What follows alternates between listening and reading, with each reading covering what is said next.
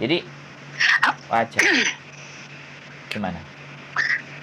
Ya aku sekarang nih bicara sama bapak tahu sekarang aku nih Mm-mm. kayak walaupun aku nggak ngelihat langsung sama bapak, kayak tuh ada yang menarik saya gitu. Badan saya sekarang apa yang saya rasain nih Pak?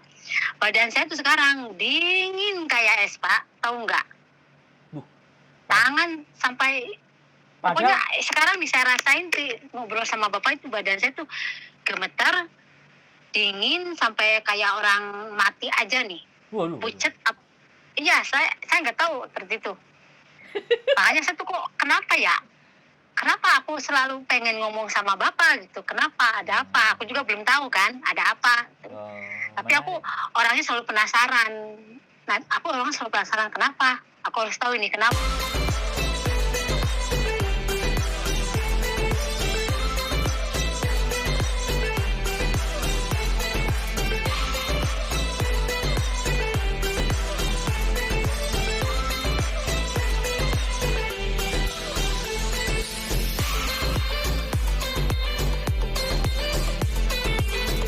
Ada pikiran feeling bagaimanapun kalau sampean libur kasih tahu ya. Jadi barangkali ketika ketemu itu akan lebih terasa.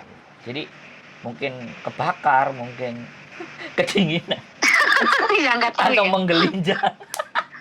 Aku di sini loh Pak. Gimana? Punya teman kan, teman-teman di Indonesia cuma ada 3 orang, itu pun udah pulang, tinggal yang di penjara satu, tinggal yang satu. Aku di sini ketemu orang ketemu aku di jalan minta tolong lah, aku juga bingung ya Pak. Ketemu di jalan minta tolong, makanya sekarang tuh orang banyak, tapi capek Pak jadi orang seperti ini, aku loh capek, masih mending jadi orang biasa, tau enggak? Karena apa? Aku sering bantu orang, sering tolong orang, tapi aku nggak bisa bantu diri aku sendiri loh Pak. Bingungnya itu loh, kenapa? Bisa. Nanti sampean ngomong sama saya, sampean bisa bantu diri sampean sendiri. Tenang saja.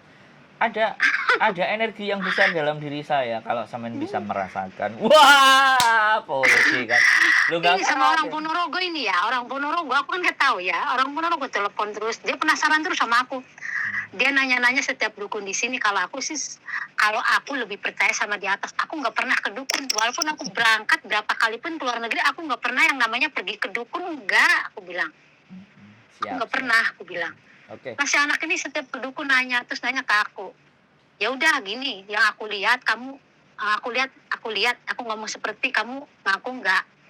Awalnya dia nggak mau aku, ya terserah, tapi kamu nanya sama saya yang saya tahu, yang saya lihat kamu seperti ini, ya mungkin dia malu ya, ini dia cerita, ya itulah mantan kamu bikin kamu seperti itu. Kan dari awal aku tanya, apa yang membuat dia seperti ini sama kamu? Pasti kamu bikin dia sakit hati. Makanya aku pernah bilang, manusia itu yang harus dijaga itu lisan. Aku bilang tuh mulut, lidah itu lebih tajam. Orang kalau udah ngomong, entah ngomong apa, apalagi kalau kita sedang marah kan nggak tahu ya Pak keluar kata-kata ya. Itu orang ada ingetin kata-kata yang bikin kita sakit hati, itu bisa jadi masalah, aku bilang. Makanya aku tuh ngomong masih kadang-kadang aku dijaga, kadang-kadang takut nyakitin hati orang, perasaan orang kan, yang namanya orang ngomong kan nggak tahu ya Pak. Betul. Tuh seperti itu. Saya sepakat. Iya. Kalau paham itu tadi saya sepakat. Oke ya, berarti itu ya, nanti kita coba cari, sampean kirim namanya WA. Perbincangan kita akan semakin menarik kalau seandainya nanti sampean bisa libur dan sampean ketemu dengan saya, sampean akan jauh lebih merasakan apalah intinya. Menurut saya sih begitu sih. Karena sekarang aja sampean sudah merasa dingin. Dinginnya ini dingin tersiksa atau memang nggak tahu loh Pak ini. Kayak orang kesetrum, ya Allah, kayak orang kesetrum gitu. Aku dingin banget loh Pak. dingin banget ya. Nggak tahu kenapa. Berarti ada sesuatu yang wow di dalam diri saya sampai merasa kedinginan. Oke, Mbak, menarik sekali ya. Ada hal lain nggak yang ingin sampean sampaikan lagi? Kira-kira? Yang aku sampaikan ya, kasih pesan deh buat teman-teman. Sebaiknya bagaimana sih kita ya buat untuk teman-teman jadi yang manusia? kalau lagi kena masalah ya jangan terlalu dipikirkan, kita lebih banyak berdoa ya, percaya sama yang di atas, jangan percaya sama orang. Kalau kita percaya sama orang sama aja, masih mending kita percaya yang di atas. Serahin masalah apapun, seberat apapun, kita percaya sama yang di atas. Siap. Allah juga kan nggak mungkin menguji umatnya Melebihi seberat batas. ujian Melebihi batas yang kita nggak mampu, melebihi yang kita nggak mampu kan. Siap. Tuh. Aku juga banyak pengalaman yang buruk, yang pahit, yang belum aku ceritakan, tapi aku nggak malu, ini pribadi aku sendiri ya. Tapi aku tuh pengen cerita sama Bapak. Rahasia yang bertahun-tahun aku nggak berani cerita sama orang lain. karena aku dibilangin Hari ini aku tuh orangnya hari nggak ini pernah apa? cerita masalah Hari masalah ini apapun, nggak apa pernah besok cerita. atau kapan? Aku Sekarang? sekarang aku pun pisah 5 tahun sama suami, keluarga aku nggak tahu sekarang karena aku emang orangnya nggak mau cerita. Orangnya mau disebut saya orang aneh silahkan, yang penting saya orangnya, saya yang penting nggak bikin orang sakit hati. Aku orangnya ya nggak nyusahin orang. Aku dari kecil sampai setua ini alhamdulillah aku hidup sendiri, Pak. Aku besar sama orang. Yang namanya kita keluarga pasti nggak ada anak yang nasibnya lebih beruntung gitu ya. Mungkin di antaranya dari keluarga cuma aku ya yang nggak beruntung. Tapi aku bukan nggak, dari keberuntungan itu bukannya aku ngeluh atau nangis, enggak. Mungkin Allah mau kasih kejutan sama aku mungkin ya, seperti apa. Ya aku jalanin aja sekarang, takdir aku seperti ini, ujian seperti ini ya aku jalanin. Yang penting intinya aku dikasih kekuatan, dikasih kesabaran gitu aja. Nggak mau yang macam-macam gitu. Iya. Minggu depan aku libur, Pak. Minggu sekarang aku libur. Soalnya kan 1 bulan sekali. Oh, boleh. Mau ketemu temen, mau nanya-nanya. Itu temen aku juga ini, aku ketemu dia ini, ketemu sama orang Jawa Timur ini aja, orang Surabaya ini, Pak. Aku di sini ketemunya di FB. Dia itu diperes terus sama pacarnya, tapi alhamdulillah sekarang dia udah berani ngelawan. Pacarnya udah nggak neken dia karena aku kasih tahu dia gitu. Aku ngomongnya ya kayak gini. Aku bilang, kamu perempuan, jangan kamu bodoh jadi perempuan. Walaupun kita ibaratnya cinta sama orang, secita-citanya kita sama orang, tapi jangan sekali mau dibodohin, aku bilang. Ya sampai sekarang aku temennya ini sama orang Surabaya ini, yang aku tolong ini. Paling ketemunya sama dia, berdua aja. Cuman aku kan kalau liburan gak suka ke tempat rame-rame, aku sukanya tempatnya kayak yang nggak terlalu banyak orang. Itu Pak, kalau aku di tengah-tengah orang itu di keramaian itu pengap. Aku tuh pengap, Pak. Nggak tahu kenapa. Kalau di tempat keramaian itu kayak tuh pengap, kayak apa ya? Melihat orang itu bawaannya itu marah, pengennya tuh marah, pengap, emosi ya, pengennya di tempat yang nggak keramaian itu aku tenang gitu loh, Pak. Nggak tahu aku juga. Makanya kok Cece aneh amat, Cece orangnya. Kata anak Surabaya ini, Cece itu orangnya aneh. Ya kalau kamu pengen berteman sama aku, ya aku seperti ini orangnya. Aku bilang gitu. Menarik. Ada sesuatu. Bapak udah sampai di Hong Kong? Sudah. Saya sudah sejak tanggal 9 bulan kemarin. Saya sudah di Hong Kong. Ya, minggu besok aku keluar loh, Pak. Kenapa? Minggu sekarang nih aku keluar. Tanggal 20 nanti aku keluar. Boleh. Kasih tahu aja sampean di mana kalau nggak mau tempat ramai. Soalnya saya selalunya ya ke tempat ramai. Soalnya ngajarin teman-teman main YouTube yang nanya-nanya. Tapi kalau sampean memang ada waktu dan ketemunya di tempat yang sepi, di mana sepinya, silahkan kasih tahu aja, WhatsApp saya aja. Nanti coba deh. Saya tak lihat sambil saya ngomong sama istri saya. Istri saya kan seneng yang hal-hal kayak gitu. Siapa tahu nanti istri apa di sini juga. Ya, nanti siapa tahu ketemu sama sampean, dia kepingin banyak nanya-nanya yang dalam benak dan pikirannya mereka. Dia kan. Mungkin nanti biar biar nanti kalau sampean lihat, oh, Bapak Sandro ini baik, ganteng, pintar, jadi sampean nggak perlu khawatir. Siapa tahu kan nanti dia nanya kan. Dia kan kadang-kadang nyari-nyari sesuatu yang, atau mungkin main ke rumah saya kan juga boleh. Sampean di rumah saya kan sepi, nanti nggak ada orang, atau kalau ada orang diusir dulu semuanya, minggir, ini ada tamu yang spesial kan, gitu bisa kan, nggak ada masalah kok. Jadi tenang saja. Jadi istri saya suka yang kayak gitu, aku nggak ngerti. Jadi setiap kemana-mana coba nanyain, bahkan pernah nanyain saya gitu loh, suami saya ini kayak gimana sih, apakah ada selingkuhan di luar dan macam-macam kan, tanyain kayak gitu. Dijawab nggak ada, Mbak, gitu, sama orang yang dia tanyain tanpa sepengetahuan saya gitu. Dijawab enggak. Tapi aku juga Pak, waktu kejadian yang aku alami lebih parah ya, aku juga pernah sih mau ibaratnya udah putus harapan gitu karena musibah yang menimpa aku gitu ya. Mm-mm. Aku pernah mau bunuh diri, aku udah pernah di Saudi aku, tapi alhamdulillah ya, mungkin Allah lebih sayang sama aku mungkin ya. Nah, dari kejadian itu ya banyak hal-hal yang itu, terus ada suara tapi nggak ada rupa, tapi nggak ada wujud. Suara itu selalu ngebantuin aku, selalu ada suara itu. Nah, ini yang menarik. Jadi kelihatannya ada jin yang ikut sama sampean dan jinnya baik gitu loh kan. Ya nggak tahu sih. Tapi kemarin sempat video callan sama dukun kan. Anak-anak minta tolong sama dukun ini. Aku bilang kamu jangan minta tolong sama dukun ini, dukun cabul, aku bilang.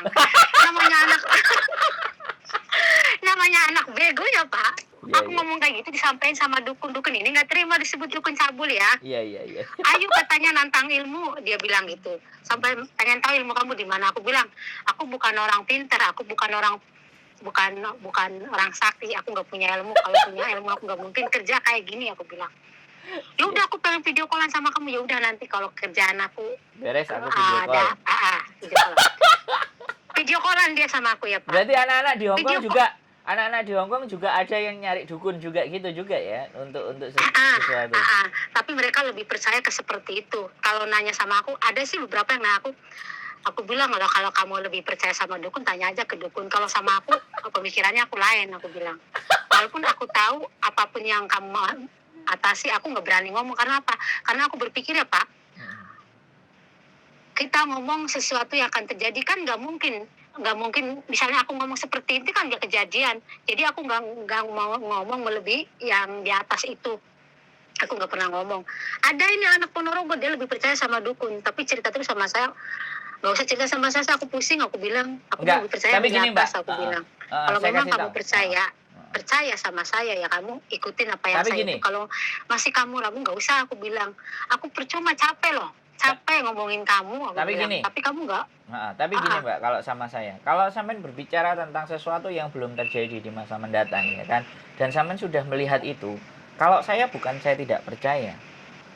Jadi saya analogi, saya telaah dengan daya nalar dan daya pikir saya.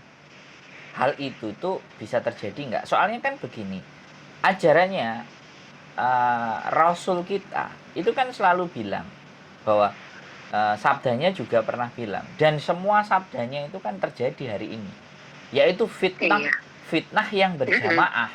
Jadi kalau orang bisa menerjemahkan fitnah berjamaah itu bagaimana? Ya sosial media inilah yang dinamakan fitnah yang berjamaah.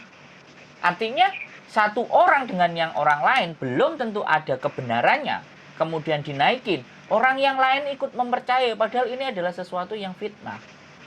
Bisa dipahami nggak? Semen bisa mengerti nggak? Iya. Nah, ada masanya nanti bahwa kalian itu akan memfitnah. Aku kata-katanya, hadisnya tidak terlalu komplit, tapi yang saya pahami adalah memfitnah.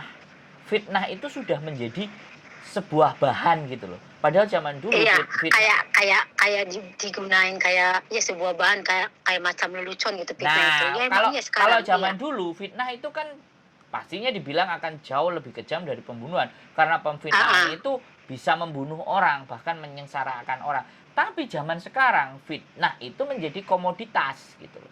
Fitnah itu menjadi sesuatu yang sudah bukan sesuatu yang apa ya, Nek? Kalau bilang itu sesuatu yang tabu, sesuatu yang bahkan nggak bagus. Tapi sekarang justru fitnah itu menjadi bahan yang bagus untuk menjadi atau bahkan mencari uang. Kan seperti itu dong. Nah, itu yang dinamakan fitnah berjamaah.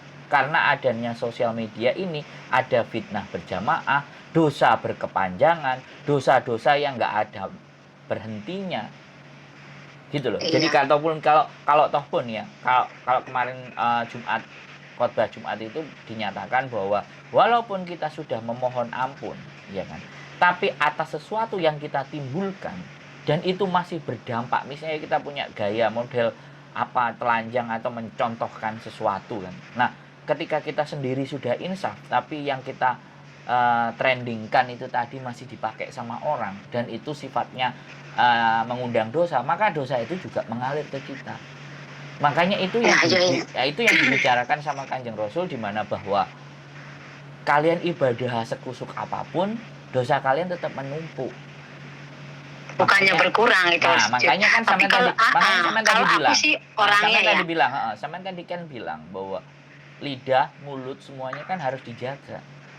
Makanya Iya, kan emang iya. makanya takaran pahala kita dengan takaran dosa kita ini malah lebih banyak ke takaran dosa kita dibandingkan pahalanya.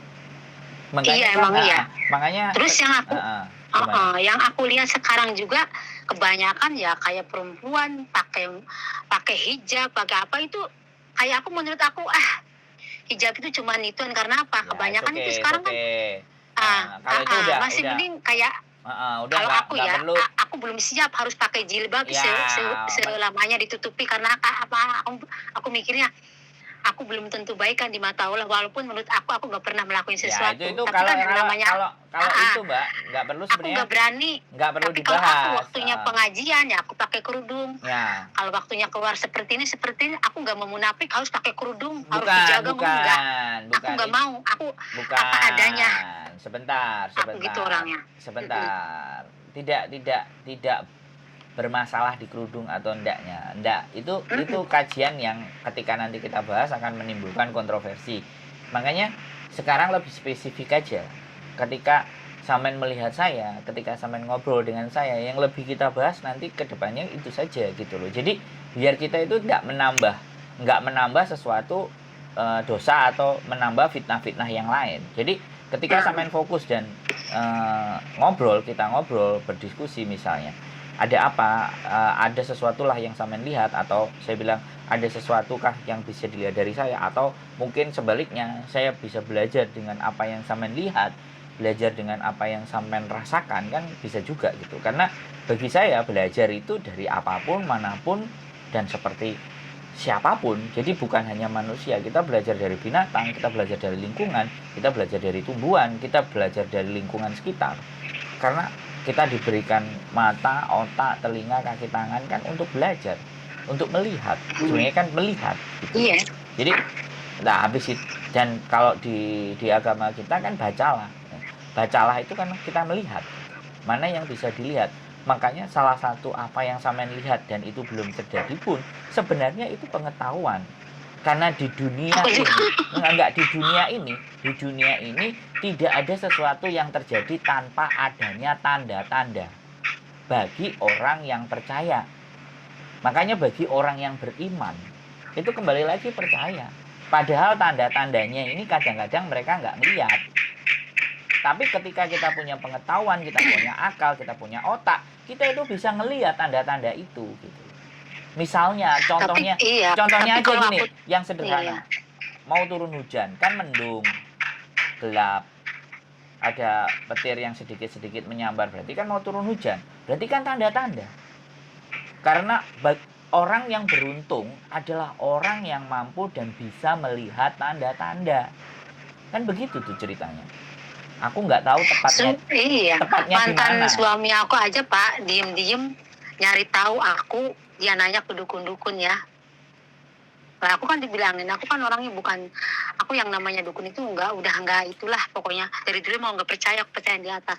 Dia diem-diem karena dia itu katanya sering ngelihat aku itu aneh. Suami aku aja bilang gitu, aneh. Kadang-kadang bukan diri kamu, kadang-kadang kamu tuh bisa berubah-berubah. Makanya aku juga kan nggak tahu ya.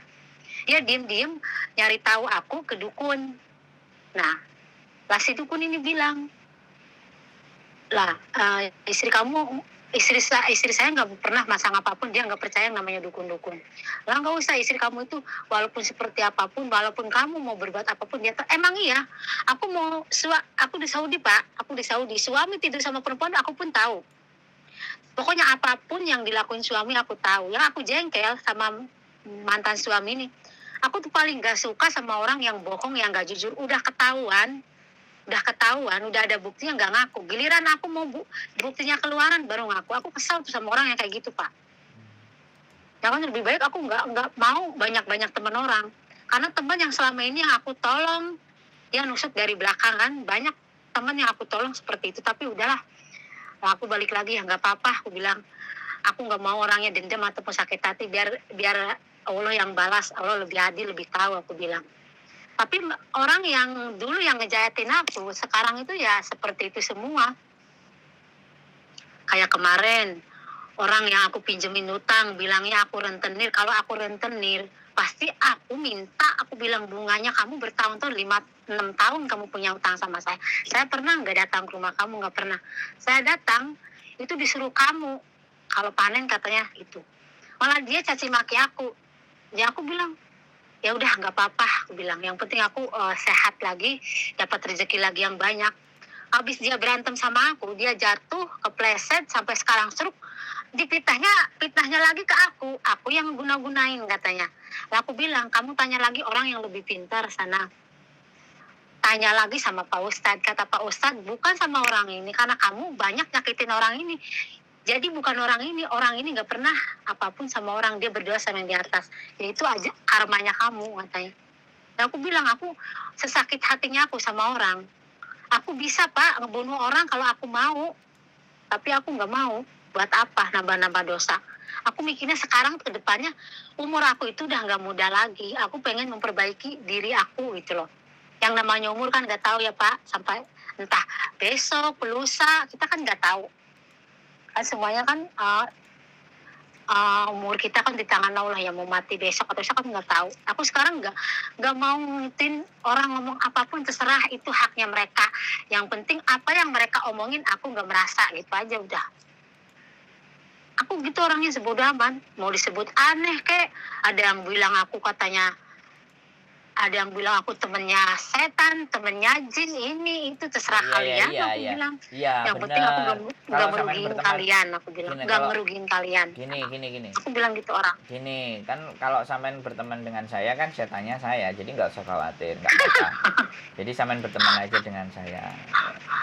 Jadi itu ya, mungkin sampean melakukan riyadhah lagi, atau sampean ya ibadah sunnah lagi, atau mohon petunjuk. Barangkali dalam diri saya ada sesuatu yang bagus yang bisa sampean sampaikan, atau justru hal yang jelek disampaikan ke saya, biar saya bisa banyak belajar dari sampean, kan kayak gitu tuh ya.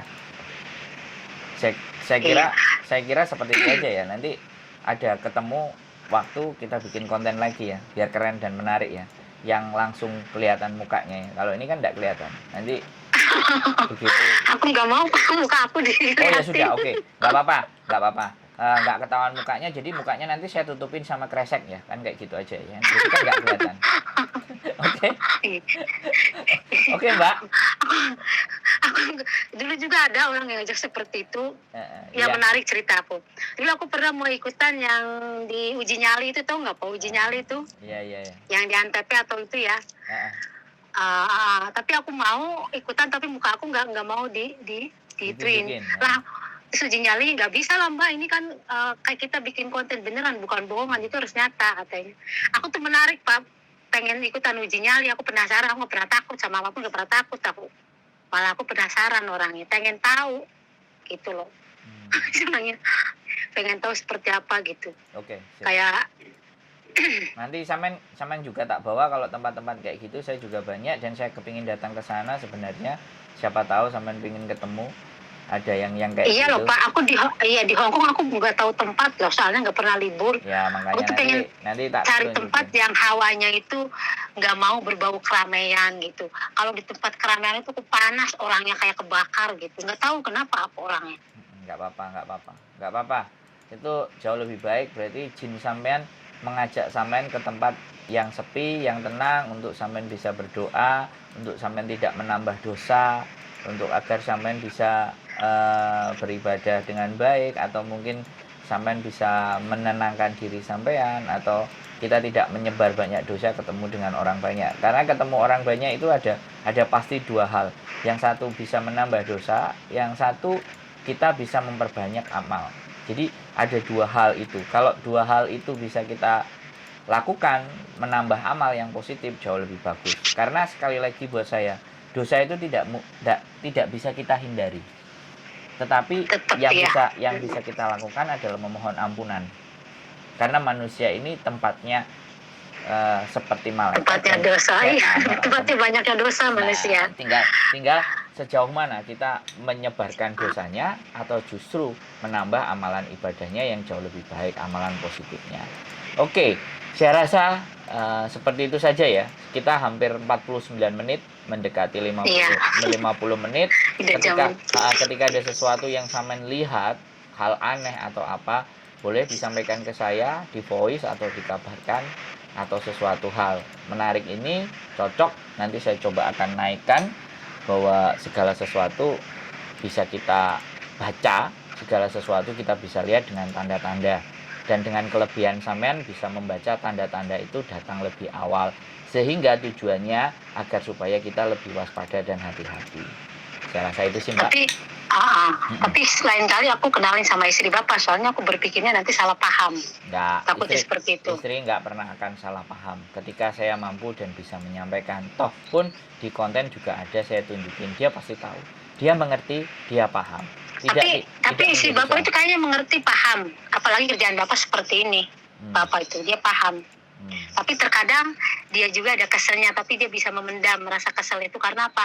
Karena memang kerjaan Bapak seperti itu, pasti perempuan juga ada sisi cemburunya itu. Jelas. Tapi makanya rekaman Bapak ini itu banyak cemburu, tapi dia nggak bisa ngeliatin kecemburuan Bapak itu ke Bapak, tapi dia ngerasain aja. Tapi ya emang suami aku seperti ini, aku harus terima ya, mau gimana. Kata-kata ini tak tunjukin ke dia. Ini loh, ada orang yang lihat kamu dari jauh. Paling dia kalau udah itu tanyalah ke Bapak. Kalau yang bikin ganjel hati istrinya Bapak ini, kayaknya yang aku rasain itu. Ya, makanya nanti sampean main ke rumah saya, sampean lihat istri saya itu seneng hal-hal yang kayak begitu. Diceritain sesuatu yang tidak masuk di nalar itu dia seneng banget. Dan dia mempercayai sesuatu yang nggak masuk ke nalar. Oke. Jadi tapi saya menarik Bapak tuh, Bapak mau denger cerita, mau denger omongan saya. Saya tuh sebenarnya kalau cerita pun saya ragu sama orang. Kadang orang kebanyakan sekarang itu ya, paling kayak seperti ini seperti gitu. Tapi kenapa Bapak percaya sama saya gitu loh? Saya juga bingung. Karena saya istimewa, Mbak.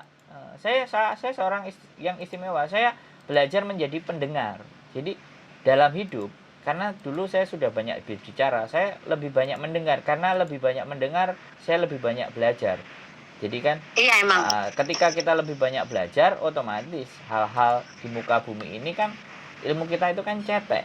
Tapi ketika kita banyak mendengar dan banyak melihat, kita banyak belajar. Ketika sudah melihat dan mendengar, belajar. Nah, belajar itu kita sampaikan ke orang yang lain.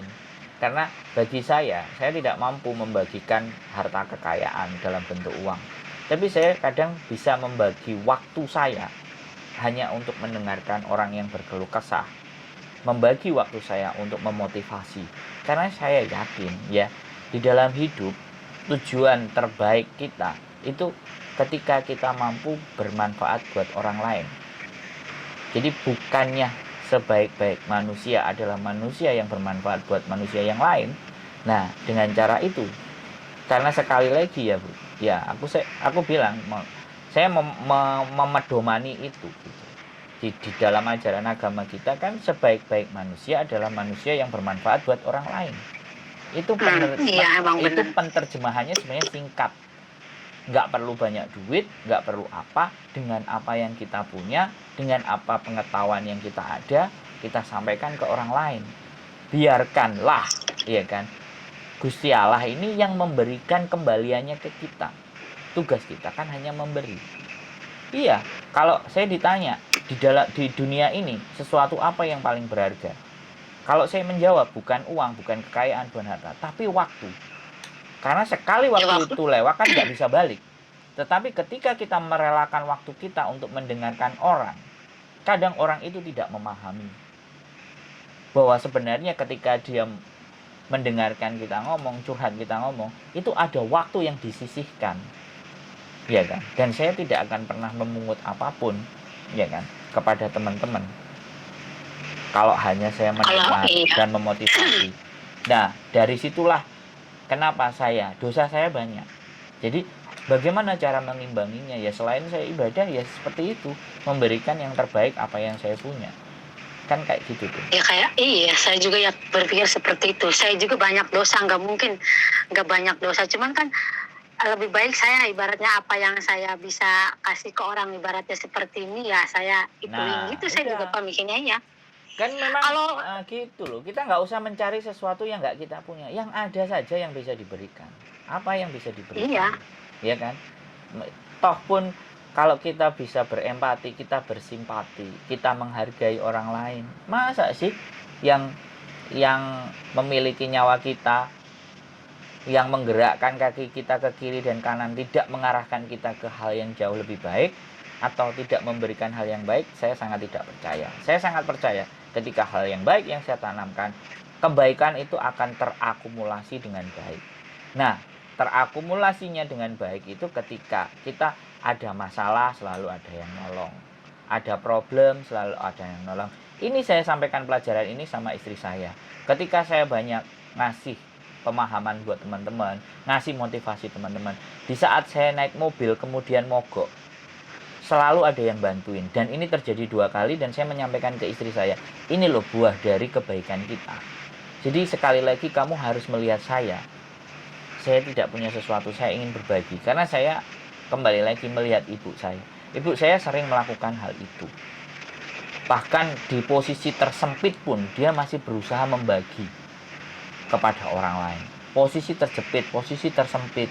Justru semakin pada saat posisi kita terhimpit, menderita, berbagilah semakin banyak.